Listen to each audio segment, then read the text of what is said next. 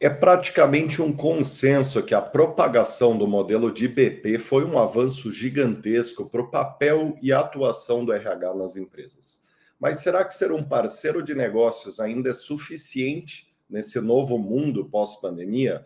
Será que os HR Business Partners não deveriam atuar mais como agentes de mudança do que como parceiros do líder?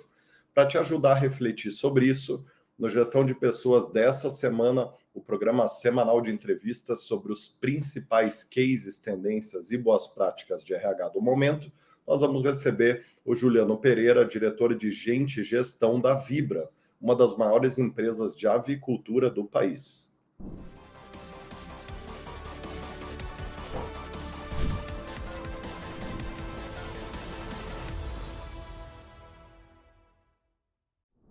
Maravilha. Juliano, seja muitíssimo bem-vindo aqui. Um prazer enorme te receber para falar sobre um tema tão interessante e relevante, né? Como é que você está? Tudo bem, Rodrigo? Prazer enorme estar aqui com vocês, debatendo esse tema que com certeza é um dos mais estratégicos hoje aí, em termos de aliar a gestão de pessoas, né, a geração de valor para o negócio. Né? Então vai ser muito legal, espero que a gente tenha um bom bate-papo aí. Sem dúvida vamos ter. E se essa mudança potencial que você vai debater aqui, de fato acontecer, tem tudo para ser um marco aí no RH, né? Porque os HRBPs foi um marco na área, então quem sabe a gente vá descobrir um novo marco aí por vir, né? Vamos ver. Com certeza. Muito bem. Antes da gente entrar no assunto de hoje, é legal mencionar que esse programa chega até vocês com um oferecimento da The4Sales Company, holding de empresas especializadas exclusivamente em recrutar, selecionar e acelerar carreiras de vendas e marketing, que dentre suas empresas mais conhecidas estão a 4Sales, que leva o nome da holding, é uma consultoria de Executive Search especializada exclusivamente em recrutar média e alta gestão de vendas e marketing. Inclusive, é uma das maiores recrutadoras da área na América Latina, e os seus jobs, HR Tech, que tem revolucionado a velocidade que as empresas fecham vagas de base de pirâmide comercial. E o programa também conta com o apoio do Engage, plataforma de AD gamificado. Agora sim, Juliano, para a gente começar essa conversa, o quanto de fato que o papel dos business partners precisa mudar e o que te leva a considerar essa possibilidade? Rodrigo, o HRBP, né, o parceiro de RH, né, do negócio, ele, como você bem comentou no início, ele já foi uma grande evolução em termos da forma como o RH se posicionava dentro das empresas. Né? Então, isso foi um grande avanço, sem dúvida, na forma como o RH começou a se aproximar mais do processo, né, do negócio em si. Porém, agora eu vejo uma necessidade, até em termos de evolução. A própria pandemia nos fez evoluir em vários aspectos. Né? E de negócios não é muito diferente. Né? O RH, eu tenho aí 25 anos de atuação, eu vi grandes progressões, né? Grandes transformações dentro da área. E acredito que hoje o papel ele tá do HRBP, do parceiro de negócio, ele está muito mais no processo de como ele se posiciona dentro do negócio que ele atua. Então, essa é uma das grandes reflexões que eu tenho tido aí nos últimos anos e principalmente agora nessa minha última posição, onde eu estou atuando aqui junto com a Vibra, né, de como eu posiciono, como o HRBP pode se posicionar de uma maneira onde que ele comece a ter uma influência no negócio em si, deixe só de ser um parceiro facilitador de processos. Acho que esse que é o grande ponto, né, de como ele vai se posicionar, como ele começa a tomar um assento dentro das discussões de negócio. Acho que esse é o grande ponto de inflexão que a gente tem que ter, né, e que nós, como gestores de RH, temos que desenvolver os nossos VPs, atuar como VP dessa forma. Como eu passo a ser mais atuante do ponto de vista de questionar o status quo e não simplesmente de entender processos de como a gente vai gerir melhor uma determinada situação processual dentro da companhia. Eu acho que vai muito além disso. O RH tem que se posicionar indo muito mais além, no X da questão, na raiz do problema, né? E não na técnica em si, no processo em si. Eu acho que esse que é o grande ponto de reflexão. Uma abordagem mais preditiva do que corretiva, talvez. Muito mais, exatamente. Né? Muito mais de prevenção, de entender. Né? Alguns exemplos são muito claros. Né? Se a gente vai pegar um BP muito focado em processos de recrutamento, né? Então, o questionamento vai muito além daquele eu preciso de uma determinada função, eu preciso de várias funções para executar uma determinada tarefa. E vai muito do posicionamento do tipo, ok, mas por que eu estou tendo essa quantidade de oportunidades em aberto? O que está me levando a ter, por exemplo, um turnover tão alto que está me exigindo uma demanda muito grande em termos do processo de recrutamento e seleção em si? Acho que esse é um bom exemplo de como eu vejo o BP nessa nova fase se portando, né? Então, quase com um sentimento de inquietude com a situação do negócio em si. Deixar de ser aquele parceiro facilitador do negócio, mas parte integrante do negócio, do problema a ser resolvido. Esse que é o grande ponto de reflexão que a gente deve ter hoje, né? Que eu vejo de grande mudança entre o PP, que se iniciou alguns anos atrás, né, para uma nova forma de atuar dos business partners. E, Juliano, teve alguns materiais chegando a mencionar até a mudança da nomenclatura. Eu acho que mais a título de provocação do que propriamente como uma proposta real, né? Mas estavam chamando de business challengers, não business partners, né? E aí, queria te entender do teu lado, talvez seja uma pergunta meio retórica, mas entender do teu lado se você acha que, de fato, o nível de mudança da função implica até numa necessidade de mudança de nomenclatura, ou se é mais uma forma de explicar o conceito que está por trás? Rodrigo, está muito acho que nomes, né? Se a gente vai mudar para HR Business Partner ou HR Business Challenger, ele foge completamente do nome do título específico. Eu acho que vai muito mais no mindset que a pessoa, né, que o profissional deve ter, que nós devemos ter. Né? Então, começar a se posicionar de uma forma onde que a gente faça uma análise muito crítica sobre as demandas que estão vindo da área, aonde que numa rodada de discussão sobre uma determinada estratégia que está sendo implementada, que a gente comece a questionar perguntas, ou seja, que faça um processo, né, de dentro para fora do tipo, ok, o que essa demanda vai impactar positivamente no negócio? Como eu gero valor através de uma determinada estratégia que eu estou implementando para o negócio? Um claro exemplo, né?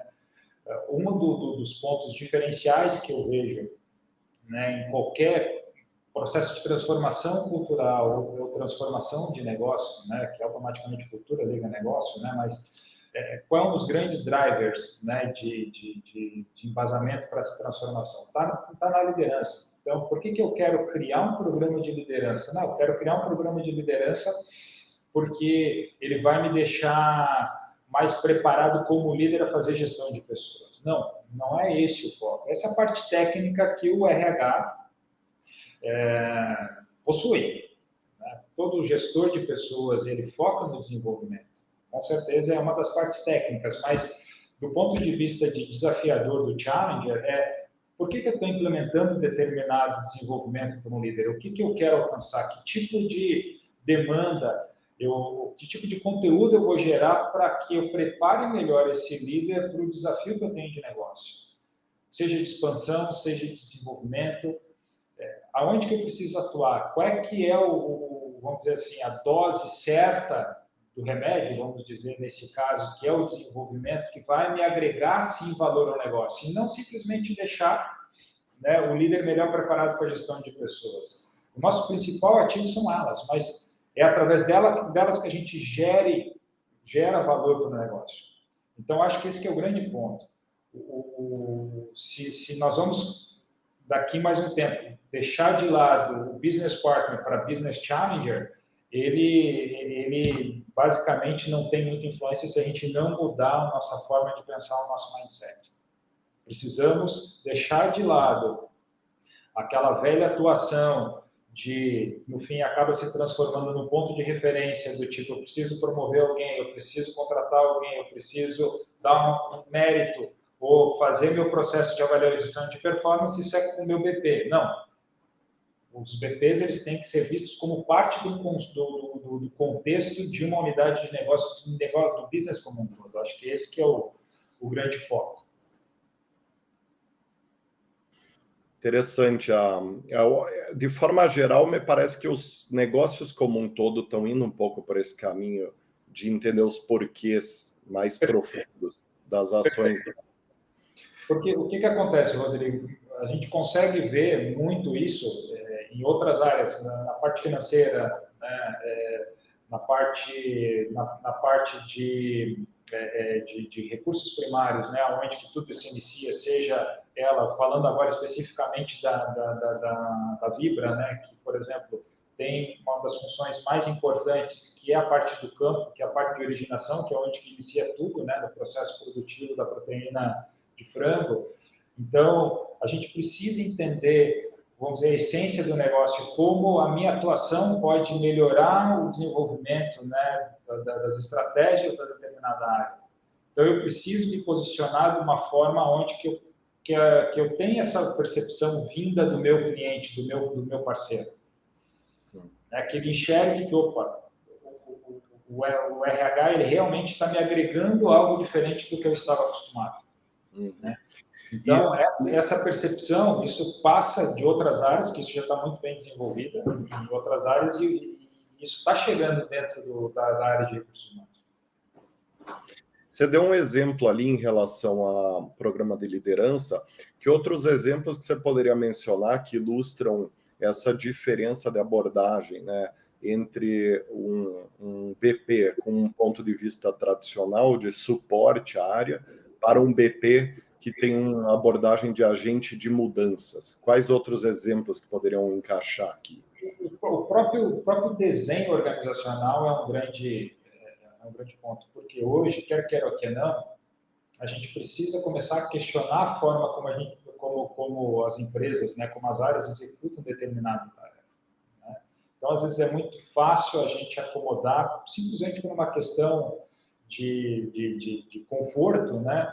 Quanto mais pessoas, às vezes, melhor para executar uma determinada tarefa. Não é esse o ponto do HRP, do tipo, como a gente repensa o processo de uma forma onde que a gente possa executar com mais qualidade, com mais assertividade, né? Tendo um balance entre a questão do custo-benefício. O que eu estou agregando mais em termos de conhecimento para esse meu pessoal, para essa minha estrutura?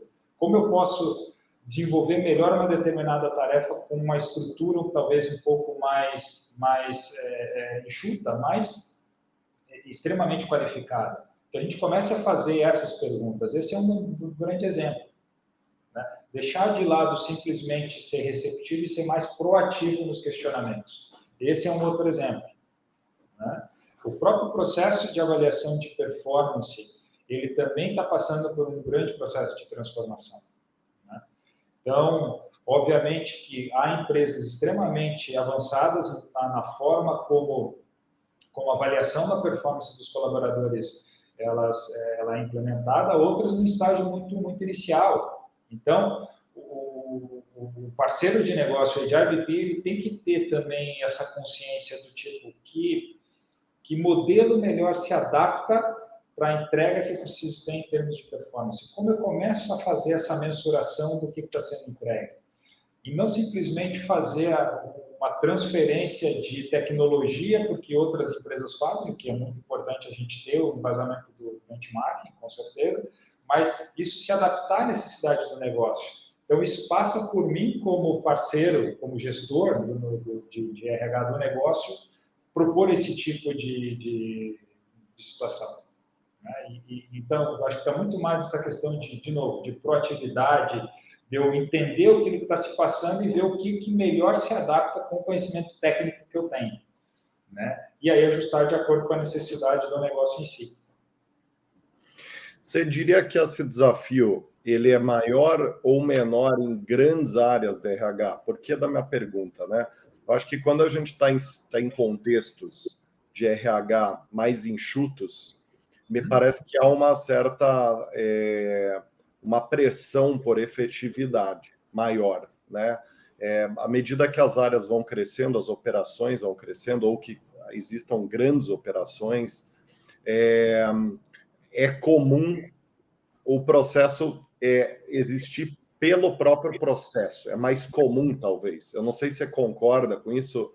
E então, em outras palavras, se essa transformação ela é importante, sobretudo para os grandes RHs, ou se você vê que, independente do tamanho das áreas, isso é um desafio geral de todos os RHs. Ele difere do tamanho, do tamanho da empresa, do tamanho da sua estrutura de RH, porque isso difere de empresa para empresa. Às vezes, tem a Vibra, por exemplo, é uma empresa que tem quase 7 mil colaboradores. Uhum. Né? Então, é uma empresa gigante. Um processo produtivo que demanda uma mão de obra muito grande. Então, o tamanho, ele vai se adequar de acordo com as necessidades até operacionais que você tem, né? Mas a forma de pensar, a forma de atuar, ela vai interferir. Eu posso ter uma empresa de 7 mil colaboradores e uma empresa de 500, 700 colaboradores, que a demanda é a mesma. A forma de posicionamento, ela não muda. De novo, a gente está passando do processo de simplesmente atuar como facilitador, né, entre áreas, para realmente se inserir no redesenho, na forma como a gente vai desenvolver a estratégia. Como o RH pode começar, através do parceiro de negócio, a imputar conceitos que uma determinada área, pegando, por exemplo, a área financeira, possa agregar valor para o desenvolvimento das tarefas deles, tecnicamente falando, né, do dia a dia. Então, indifere do tamanho, né, as estruturas elas vão se adequando de acordo com a necessidade, mas vamos dizer, a essência ela não muda. Uhum. Perfeito, perfeito, faz bastante sentido. Quais habilidades e conhecimentos que você diria que são estruturais para a pessoa atuar bem nesse escopo mais de agente de mudança? Eu acho que são, não colocaria como habilidades, mas eu acho que, de novo, o grande ponto é a forma, o posicionamento, né? E para isso eu vejo três grandes, vamos colocar, talvez qualidades ou ações, né, que a gente deve focar nesse novo modelo de pensar, né, a atuação do DT. O primeiro é realmente ter o conhecimento do negócio. E aí, Rodrigo, é uma coisa bem interessante, porque conhecer o negócio eu posso conhecer da forma do que eu produzo, né? Mas como eu começo a endereçar melhor determinadas situações, eu sendo um parceiro de negócio em uma determinada área? Parte do princípio de se conhecer, de entender aquilo que são os meus motivadores. Como a minha área pode, as ferramentas que eu tenho, como elas podem melhorar o desenvolvimento da estratégia que está sendo escolhida para determinada situação. Então, parte de novo, de um processo de conhecimento interno de dentro para fora. Acho que esse que é o grande ponto, né? É muito, muito legal a gente, talvez, ter um cuidado maior, né, com o externo, né, e acabar não tratando o interno, que é o ponto X da questão, né? Esse é o primeiro ponto, da gente, para conhecer o negócio, parte de um processo de conhecimento nosso como profissional e como a gente pode atuar de uma forma diferenciada. Mudar completamente de ser executor para ser uma atuação muito mais proativa. Esse é o primeiro ponto. O segundo, devemos ter, sim, um conhecimento técnico muito forte da parte de RH. E aí, atuando, de novo, de formas diferentes. As ferramentas, elas diferem de empresa para empresa. Em várias das palestras que eu dei, né, no passado bem recente, eu falava muito da questão de inovação. Né? E dentro do meu desenvolvimento de carreira, eu sempre fui muito apaixonado por entender como as coisas funcionam, né, e como elas linkam isso com o negócio. Então, essa parte técnica, né, o que eu aprendi não é a tecnologia que vai fazer o negócio funcionar, mas sim a forma como ela impacta a vida das pessoas. As pessoas têm que ver o valor naquilo que a gente está agregando com a tecnologia. Isso, então, a gente parte do conhecimento, né, da parte mais técnica. E o terceiro ponto, né, que está muito vinculado com a questão do conhecimento de negócio, do conhecimento interno, é a forma como me posiciono. Eu tenho que me posicionar de uma maneira onde que as pessoas vejam valor naquilo que eu estou agregando, que vejam valor na minha fala. E sim, ter muita resiliência, principalmente depois do pós-pandemia. A resiliência ela tem sido uma constante na forma como os altos e baixos, né, da própria pandemia nos fazem pensar que a gente não pode desistir, que às vezes sim, a gente tem que ter posicionamentos desde que a gente e defender esses posicionamentos desde que a gente tenha o embasamento para defendê-los. Então, esse posicionamento ele deve existir. Por que eu não posso opinar numa determinada questão técnica de uma determinada área, usando como exemplo de novo aqui o nosso processo de produção, né, da proteína de frango? Por que eu não posso, o RH, opinar uma questão específica de business? Pode ter uma perspectiva diferente. Então, é uma forma de posicionar e ganhar espaço. Conquista de espaço é extremamente importante como características dessa qualidade né, ou forma de agir desse novo modelo. E você mencionou aqui, então, né, que são desenvolver conhecimentos técnicos para entender o negócio a fundo, aprender a mostrar valor nas ações, né, que estão sendo feitas, e ter posicionamento e se ver como num papel diferente, num papel de agente de par ali do líder, né? Não de subordinado do líder. Perfeito. Porque essa é uma boa analogia, né? Aí, às vezes, a questão da hierarquia, em estruturas muito hierarquizadas, a gente precisa ter um posicionamento diferente. O RH ele precisa, né, se posicionar de uma forma onde que sim é importante às vezes a gente fazer algumas perguntas que elas geram certo desconforto, né? A própria pandemia ela chacoalhou o modo nosso de viver, né? Tirou basicamente as empresas das zonas de conforto. Né? E a gente vai aí desde a forma de atuar nossa no dia a dia, que passa pela questão, por exemplo, num primeiro momento onde todo mundo migrou, por exemplo, para o trabalho híbrido e para o trabalho remoto, e aí as coisas foram voltando para um outro ponto que está todo mundo de volta, e agora a gente está tentando ainda se acomodar qual a melhor maneira de equilibrar isso. Né? Então, nós precisamos, como parceiros de negócio, também interpretar essas nuances de cultura. Como esse exemplo, né, que eu acabei de dar, como isso influencia no dia a dia. Como isso pode agregar de uma forma diferente o trabalho. Como o equilíbrio também é questão de qualidade de vida. Né? Então, essas formas, esses incômodos, eles também passam da forma como a gente questiona. Então, hoje, e é uma coisa que eu sempre acreditei, e hoje ainda se fica ainda muito mais forte, que não são, né, as respostas que movem o mundo, mas sim as perguntas. Né? Isso encaixa muito bem com esse novo modelo do BP de atuar. Você sabe que tem uma curiosidade aí interessante nisso que a gente está conversando aqui, né? Porque acho que pela maior empresa do grupo da ForSales ser a ForSales, que é a empresa de Executive Search de média e alta gestão de vendas e marketing, né? A gente, basicamente, nosso trabalho é descobrir como identificar os melhores, né? Para as posições de média e alta gestão, né? E é engraçado, a gente estuda bastante, né?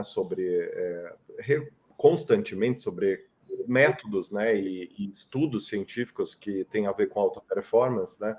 E aí, ao falar, né, aqui dos porquês, né, de entrar nos porquês das coisas para atuar de uma forma mais estrutural nos problemas, mais efetiva, né, e gerar valor para o negócio, não só apertar parafuso, mas gerar valor. E eu me lembrei de uma pesquisa que a gente teve contato uns anos atrás, de Harvard, né, que é muito curiosa essa pesquisa, porque do nosso lado a gente estuda tanto pesquisas bastante claras que dão respostas diretas e pesquisas que dão respostas indiretas, né, ou nem dão respostas, né? E eu me lembro de uma pesquisa uns 2 anos atrás que a gente estava analisando aqui de Harvard que estava falando que olha que curioso, né? Que você ter um objetivo profissional de longo prazo aumentava teu coeficiente de raciocínio e tua capacidade de resolução de problema, né? E aí me pego pensando no seguinte aqui, tá, Juliano? E aí eu tô devaneando aqui talvez um pouco. Mas o quanto que as pessoas que estão dispostas a atuar num nível mais profundo de resolução de problemas precisam, de fato, ter um objetivo profissional muito claro para comprar essa briga. Porque é muito cômodo você ficar na água morninha, na cintura, do processo, pelo processo, né? Ele é muito cômodo, porque você evita desgaste ali com o teu cliente interno, né? Você é mais metrificável, que inclusive vai ser minha próxima pergunta, né? Como que a gente vai metrificar essas mudanças que ele vai provocar? É mais metrificável, né? Porque você vai ter as tuas métricas ali de BP e você vai atingir tuas métricas, né? Então, a pergunta é o seguinte: o que você acha que é necessário na parte mais subjetiva para essa pessoa de fato ter esse ímpeto de ir num nível mais profundo de problema, né? Assim, tendo avaliado muitos profissionais já na minha carreira de headhunter, que foi até determinado momento ali, né, antes de eu começar a virar gestor na empresa, né? Eu percebo que é muito raro, né, as pessoas que estão dispostas e que têm perfil de ir nesses porquês das coisas, né? Então, enfim, dei uma volta enorme aqui. Resumo da ópera. O que a gente tem que buscar nos profissionais em termos de atitudes para sinalizar que essa pessoa vai ser um BP provocativo, um BP que realmente bote a capa de herói ali, né?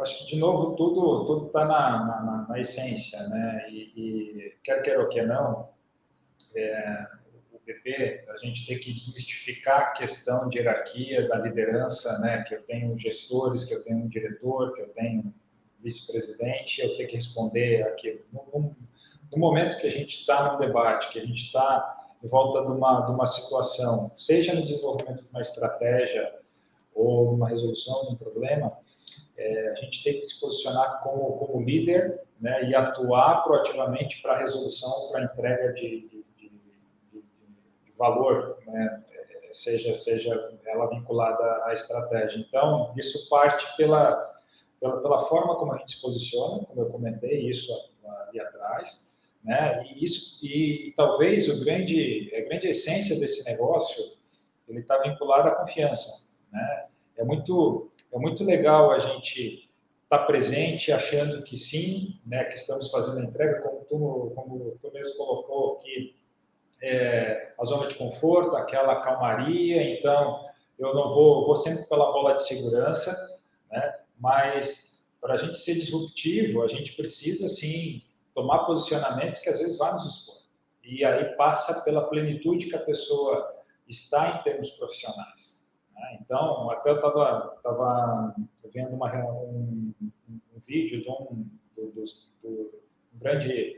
grande parceiro, né, e das grandes referências aí que a gente tem em termos de suporte, né, de assessoria, de recrutamento e seleção focados em RH, E esse foi um dos questionamentos. Como é que, por exemplo, a gente enxerga isso no processo seletivo? Porque isso você não consegue ver no currículo. Né? O currículo, eu ouvi algumas vezes, né, algumas pessoas falar que o papel aceita tudo.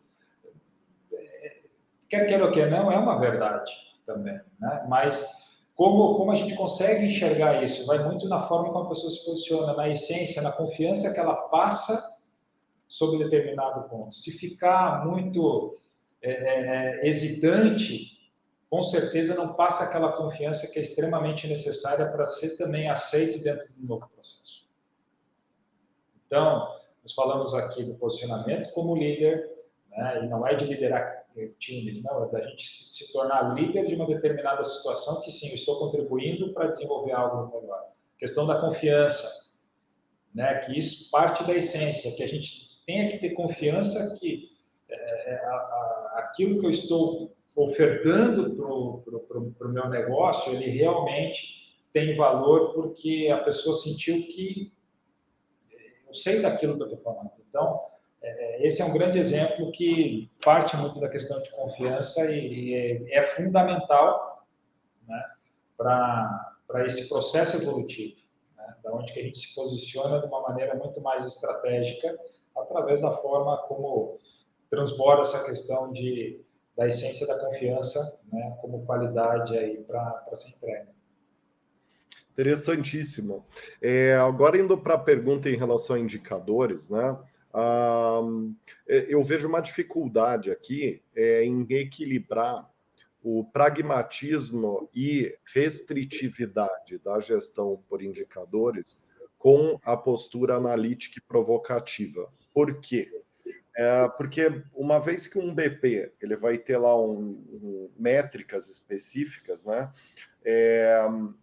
Vai ser difícil ele abrir mão daqueles resultados ali que estão no PDI dele para provocar uma mudança. Como equilibrar, primeiro, né, como medir a efetividade, né, dos BPs como agentes de mudança, uma vez que os indicadores usualmente vão estar calibrados em questões muito cartesianas, né?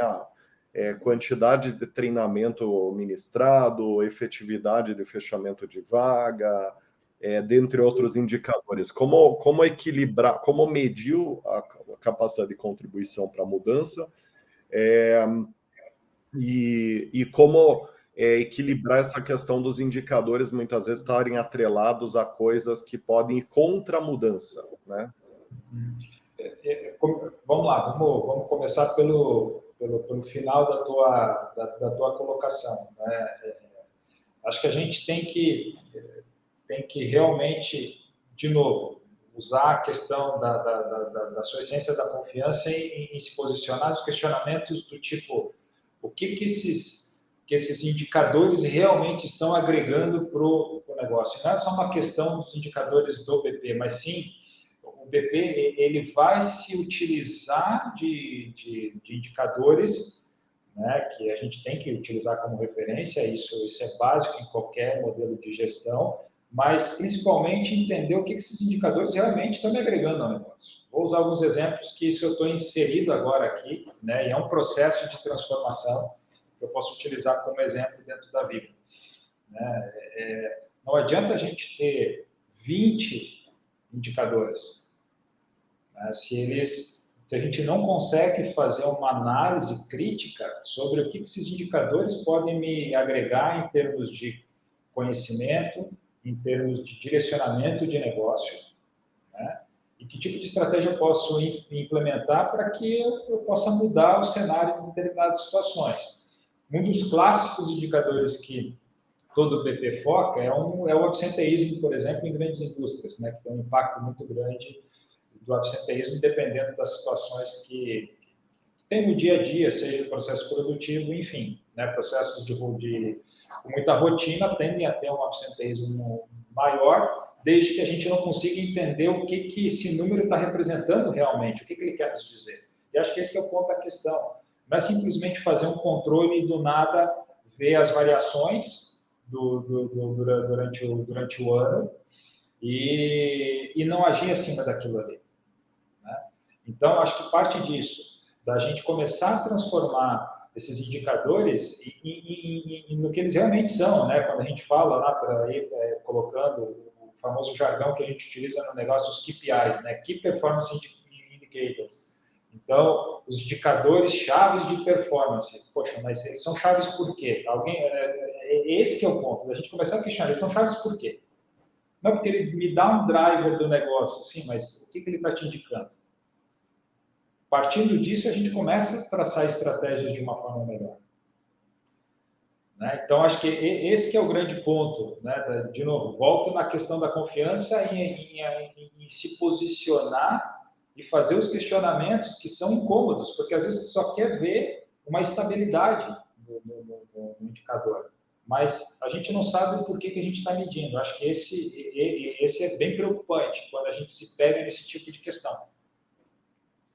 Então, que realmente a gente faça o questionamento do porquê a gente está fazendo determinada coisa. Às vezes parece básico, né? Parece meio óbvio, mas às vezes o óbvio precisa ser dito.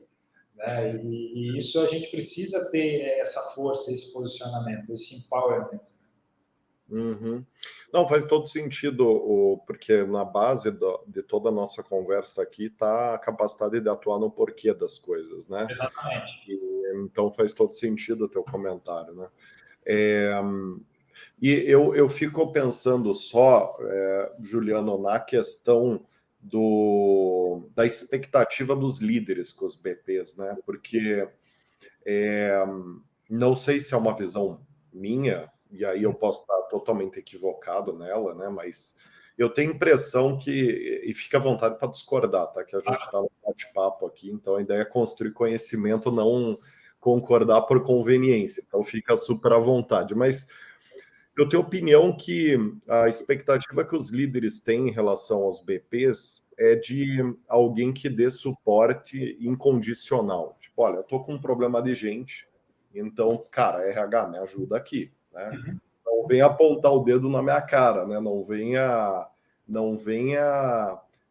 complicar o que já está complicado. Então, poxa, eu tô com uma vaga aberta, fecha minha vaga. Eu tô com um problema de treinamento, dá treinamento. Eu fico pensando em quão complexo vai ser para os BPs conseguir esse jeitinho de provocar mudança sem deixar de mostrar esse suporte, sem ser a pessoa que aumentou o problema, né? Você levou um problema, você pediu para a pessoa descascar uma banana, ela te dá mais duas, fala, não, tá bom, eu descasco essa, mas descasca essas outras duas aqui para mim, né? Como equilibrar essa... de novo, não sei se faz sentido, né, meu ponto de vista. O posicionamento faz muito sentido. O teu questionamento ele vem de encontro com situações que, né, talvez eu possa estar sendo um pouco repetitivo, mas da forma como a gente se posiciona, de novo, né, das perguntas, da forma como a gente começa a questionar a forma de trabalho, a forma desses líderes pensar. Porque em todos esses anos, uma das coisas que eu aprendi, né, e eu vi muito feedback, né, nisso, né, nos primeiros muito pesados, né, que era do tipo, não, RH simplesmente tá aqui para prestar esse suporte, e muitas vezes o RH realmente atuava dessa forma, e às vezes vinha, olha, temos que implementar dessa forma um determinado processo, porque é assim que foi decidido.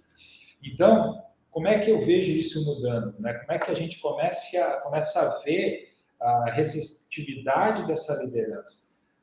Quer queira ou que não, esses líderes, eles estão, às vezes, com uma pressão enorme em termos de entrega.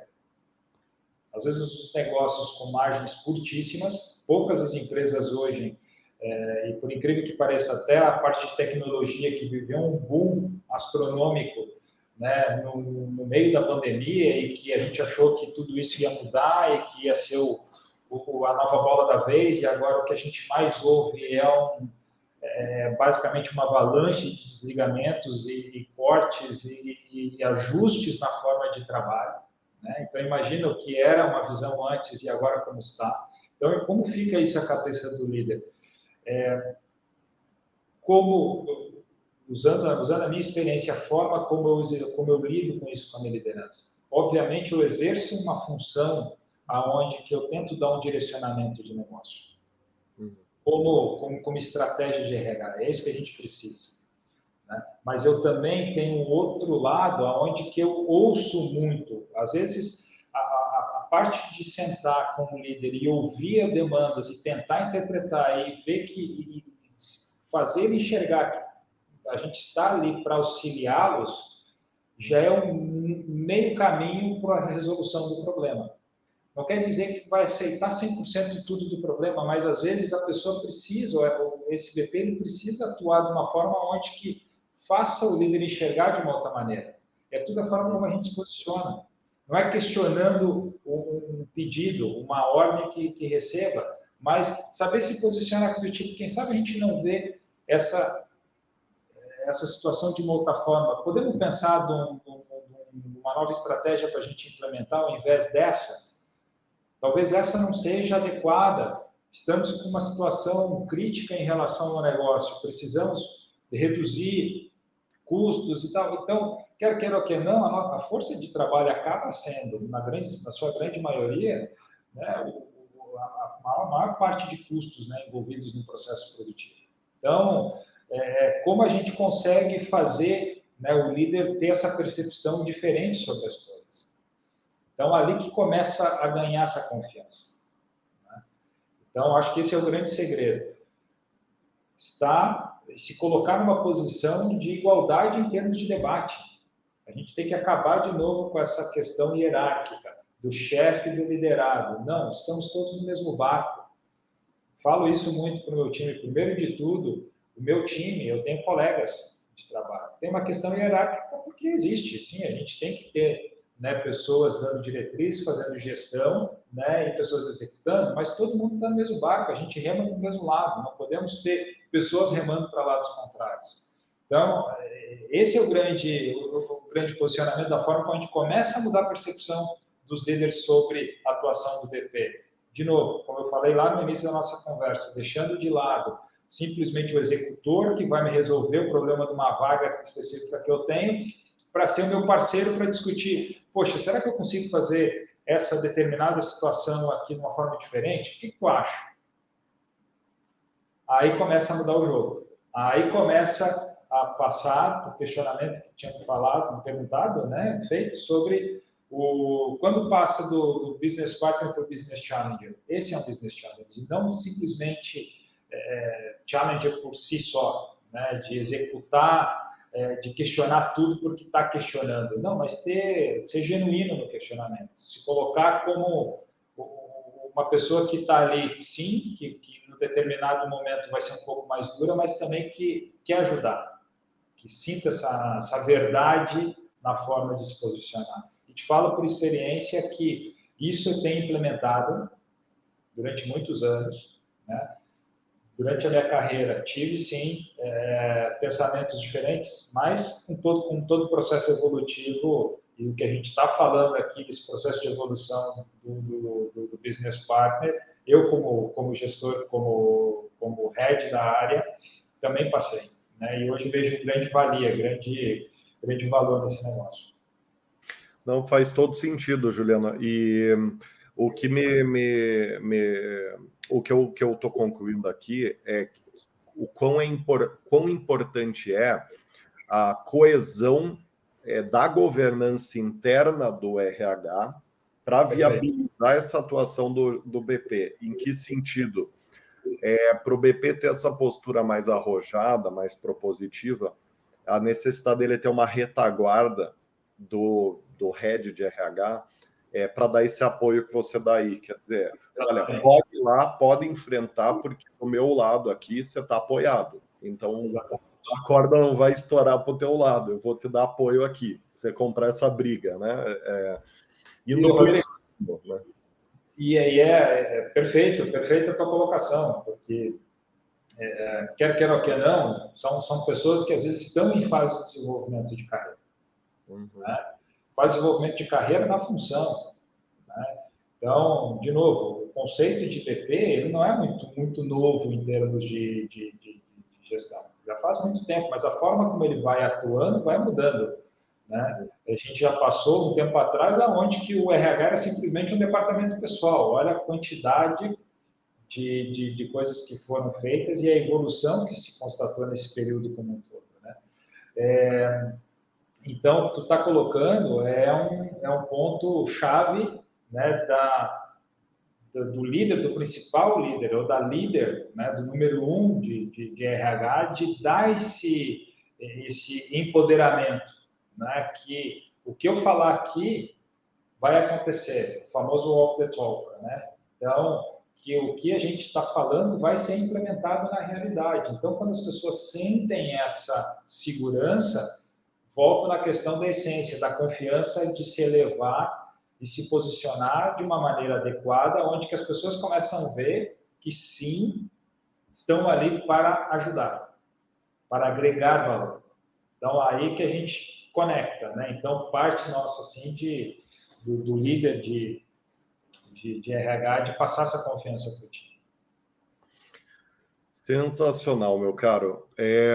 Vou trazer uma curiosidade aqui para quem está acompanhando até aqui, que quando o time de redação da Forceus estava fazendo a pauta, eles descobriram aqui de onde surgiu, né, esse termo business partner, né, e o conceito, né? E ele surgiu no final da década de 1990, início dos anos 2000, pela consultoria RBL Group, nos Estados Unidos. Então, só um dado aqui, uma curiosidade, né? Porque às vezes a gente fala... Da onde surgiu, né? Às vezes a gente fica falando anos de alguma coisa e fala, puta, mas de onde que surgiu isso aqui? Então, só para curiosidade geral, surgiu mais ou menos nos anos 2000, então está fazendo aí uns 20 anos, né?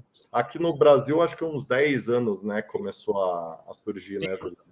Eu acho que, de novo, não é um conceito relativamente novo, apesar que, se a gente for mais a fundo, né, colegas um pouco mais de estrada dentro da área de RH, com certeza esses modelos sempre existiram, né, mas com outro enfoque, com outro tipo de posicionamento. Então, as gerações, a gente está chegando com uma geração completamente nova, né, de colaboradores, né? Então, acho que a gente está passando por uma transformação gigante, né, na forma como a gente vai interagir com esses novos colaboradores, é uma nova gama de profissionais, e a gente fala muito dos millennials, né, dessa geração high-tech, da forma como eles interagem com o mundo corporativo, mas a gente não pode esquecer também que a gente tem uma outra geração que já está aqui há muito tempo, que continua nativa. Né? Não sei se já ouviu falar desse termo, mas tem os perennials, que são aqueles que não querem mais simplesmente se aposentar e ir para a praia. Não, a gente está falando dos 50 a mais, dos 60 a mais, daqui a pouco a gente está falando dos 70 a mais, porque o pessoal, com a qualidade de vida que a gente tem hoje, consegue entregar muito ainda. Então, como a gente vai fazer esse processo de acomodar todas essas formas de pensar, de novo, parte do nosso processo de atuar, né, como parceiro do negócio, de desafiar a forma de trabalho, como a gente começa a adaptar diferentes culturas. Então, de novo, o conceito de PP, ele realmente não tem tantos anos na sua forma escrita, mas com certeza na forma de atuação há muitos e vem se adaptando, e estamos passando por mais uma adaptação e com certeza as outras virão. Muito bem. Poxa, Juliano, eu queria te agradecer demais aqui pelo teu tempo, pelo bate-papo sensacional sobre esse tema tão relevante, né? De fato, está no cerne desse novo papel do RH pós-pandemia, né? Desse humanocentrismo aí, né, das empresas, né? Então, é realmente muito relevante estar debatendo isso. Antes de encerrar o programa, eu queria te passar a palavra para você fechar o raciocínio aqui ou dar um recado para quem está acompanhando até aqui e quer implantar esse conceito de HRBP mais challenger, né? Bom, primeiramente, Rodrigo, obrigado a você, obrigado a The For Sales Company também pelo convite. É muito legal, né, ter essa abertura, né, é uma forma também da gente passar um pouco de experiência, né, de compartilhar alguns cases, alguns pensamentos que com certeza agregam, né? Conhecimento sempre é bom, ter uma visão um pouquinho diferente sobre determinadas situações com certeza agregam o dia a dia, né? E de novo, acho que o momento pede uma reflexão da forma como a gente atua, né? E o BP ele parte de uma essência, sim, de questionar o status quo, de realmente se posicionar de uma maneira aonde que as áreas comecem a ver que temos um parceiro, temos uma área onde que está me agregando valor para me entregar, né, um negócio diferente. Então, acho que esse que é o grande ponto. De novo, como mensagem final, né, precisamos ter esse posicionamento, né, de uma forma onde que a nossa essência, a nossa confiança transborde e replique isso para todos os níveis da companhia. Acho que esse que fica como resumo de tudo que a gente falou. E estou sempre disponível para compartilhar outros tópicos. É muito legal fazer esses bate-papos aí, levar algumas ideias aí para outros colegas de área. Com certeza, meu caro. Muito obrigado mais uma vez em nome de todas as pessoas que acompanham aqui o programa. Foi muito bacana o papo mesmo, né? E para vocês que estão acompanhando até aqui, não deixem de conhecer os seus jobs, que é a HR Tech da The For Sales Company, que está entregando finalistas para vagas de vendas e marketing de base de pirâmide em 5 ou 7 dias úteis. Então, uma tecnologia realmente disruptiva, né, dessa operação nossa. E também dá like no vídeo, comenta, compartilha com quem pode se interessar pelo conteúdo. Por hoje é isso, nos vemos no próximo Gestão de Pessoas. Um abraço para você, Juliano, e para todos e todas que estão até aqui, e até lá. Um abraço a todos aí. Isso, espero te ver de volta aqui no programa, Juliano. Com certeza. Um abraço aí.